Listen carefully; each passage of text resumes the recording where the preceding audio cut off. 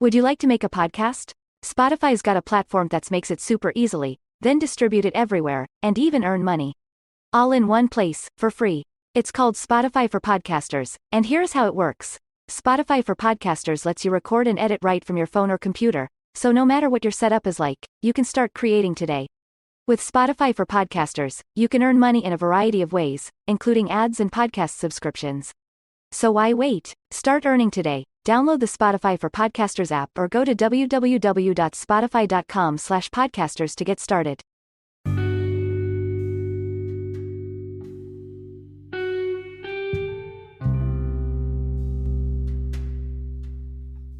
Hello, this is Life Points with Rhonda, your life coach.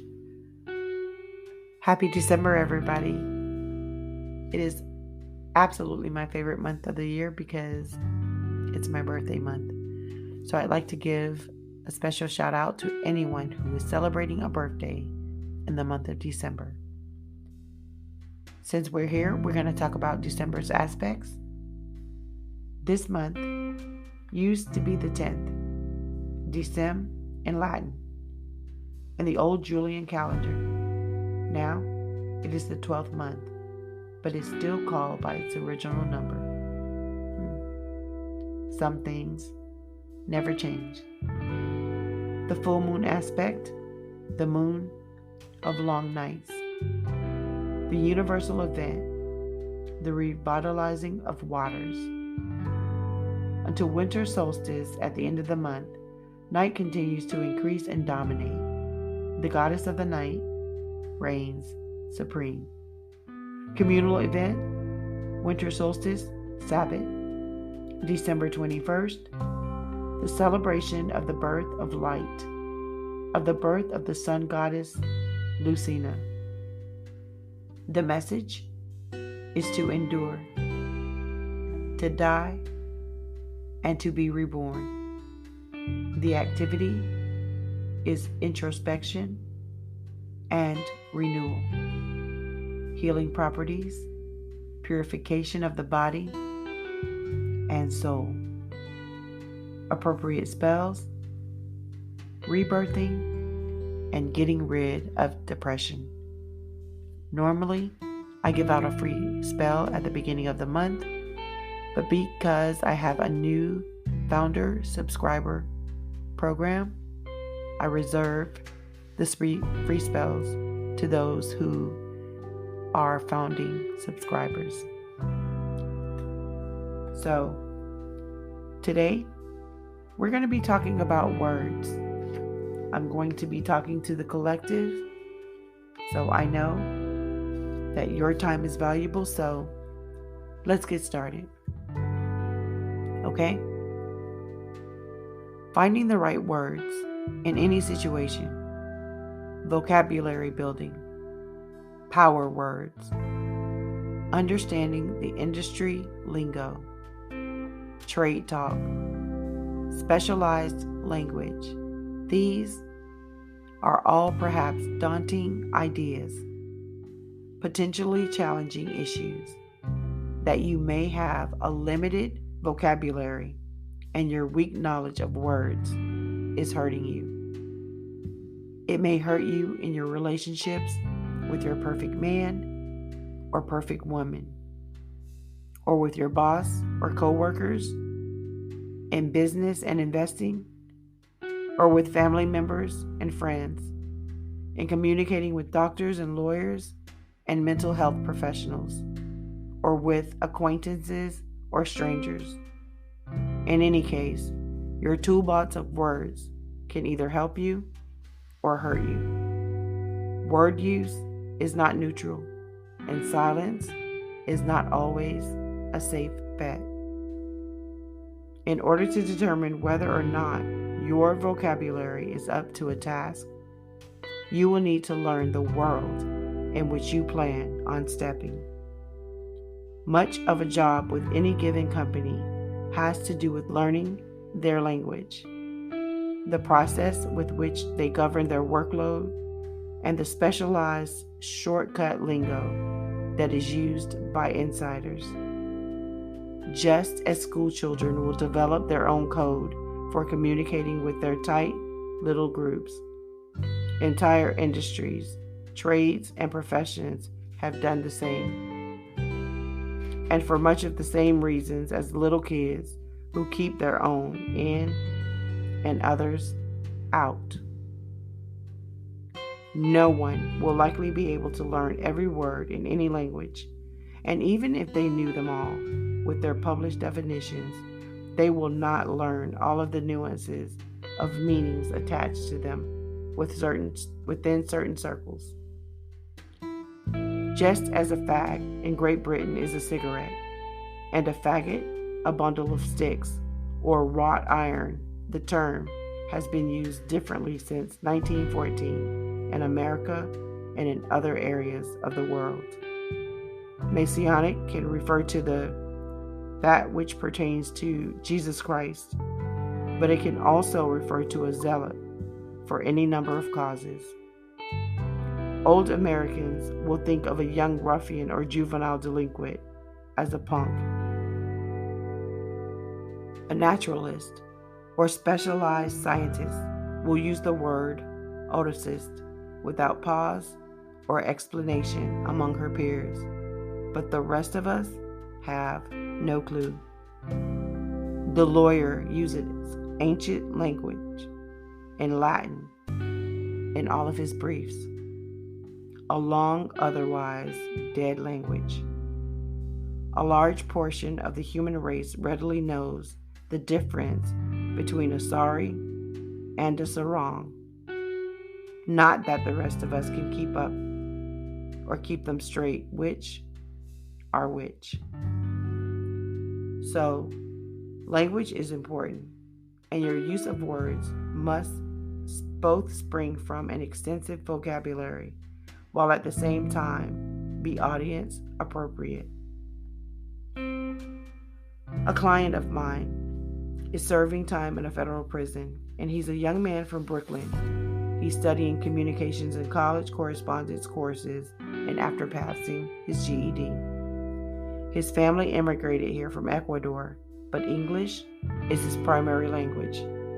Having grown up in New York City from a young age, his Brooklyn slang is virtually unknown by the Hispanics from Mexico and Central America housed with him in a Kentucky federal prison. Among the African American inmates, there are none from New York and none who know any of his specialized language from his borough.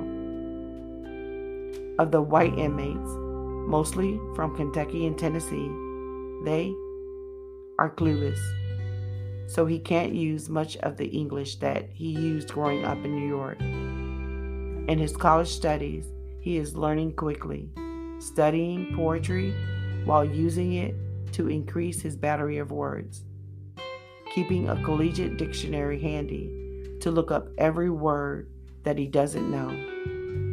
But when he tries to use his new words in conversation with other inmates, no one knows what he is talking about.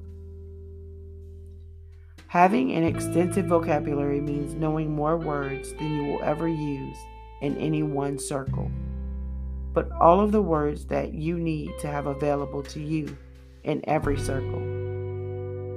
You must immerse yourself into a subculture of your workplace, your church, your team, your classes, your hobby groups, your neighborhood, and those social circles that you find yourself in. If you have a child who becomes obsessed with all things NFL, you may need to learn more about it in order to engage him or her in conversation. If your best friend marries an architect, you may want to study up on those terms and ideas that will inevitably become a part of her new life. You will understand her better, show her that you care more deeply for her, and impress her new husband, all at the same time. A new boss can be moved to give you more responsibilities based on your ability to communicate in his language. If the new CEO frequently sends memos out to her masses, you, will want to make sure that you know each word used and what exactly is meant by them in your world of corporate culture. Misunderstandings, especially within the English-speaking world, are very common. Those who are careful to know and use language in the most effective manner will be the winners, so long as they otherwise perform sufficiently. Specialized words can be important when dealing with your lawyer, accountant, doctor, psychologist, pastor, financial planner, etc. Unless you are entering a profession that requires you to know most of all of their language, you will only need to know that which pertains to your specific need. For example, if you are seeing a lawyer about estate planning, you should read up on the subject in advance. Finding professional journals and business-to-business communications on the specifics of what you need to know before seeking the advice and help of a professional who may either do well or not in serving you. It will help you to ask all the right questions, to understand the answers better, and to better evaluate whether or not the advice and plan is worth paying for or not. History proves that mankind has used words to destroy us. Evil men have used them to hurt us, steal from us, defraud us, and mislead us.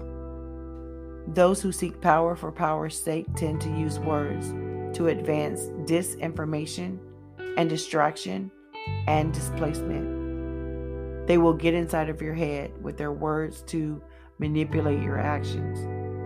They will convince you of their lies and motivate you to do things that you would not have otherwise done.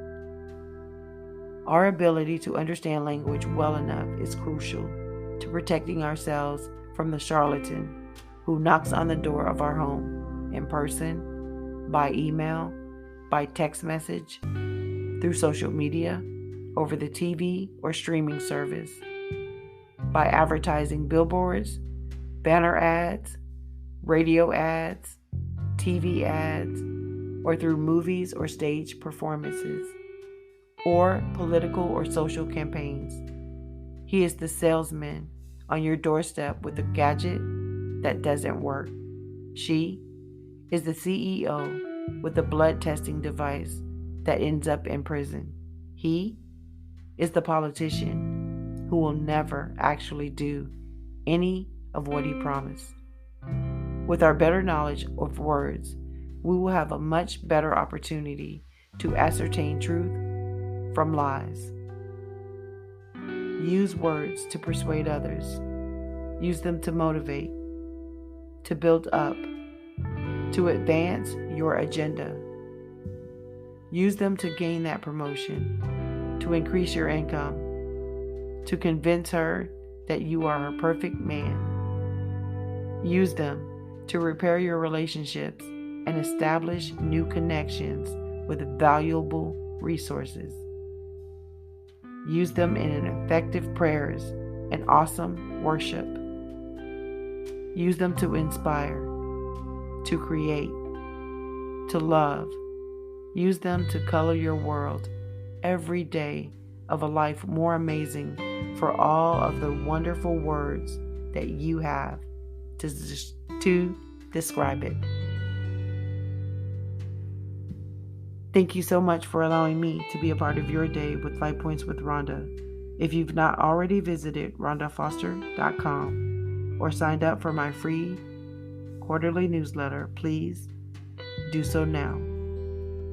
Don't forget to like, share, and subscribe. Thank you, bless you, and remember to take care, to always be well.